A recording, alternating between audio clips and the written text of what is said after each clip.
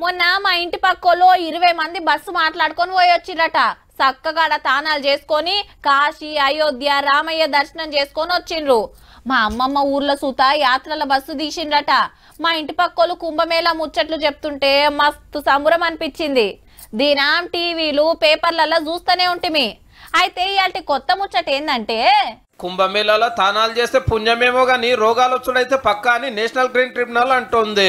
3 నదులు కలిసే త్రివేణి సంగమంకెళ్లి నీళ్లు పట్టుకుపోయి ల్యాబ్లో టెస్టులు చేసి డేంజర్ బ్యాక్టీరియా మోపైనట్టు తేలిందట.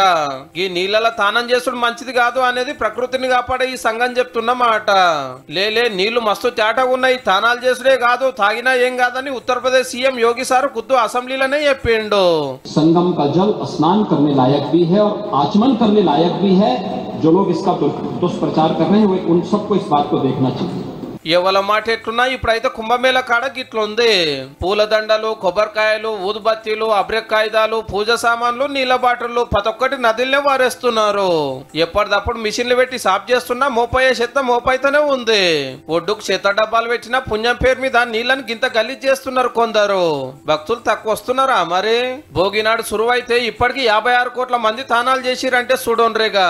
స్వామీజీలు, బాబాలు, నాగసాధువులు, అఘోరాలు, బయట దేశాల భక్తులు వస్తున్నారు.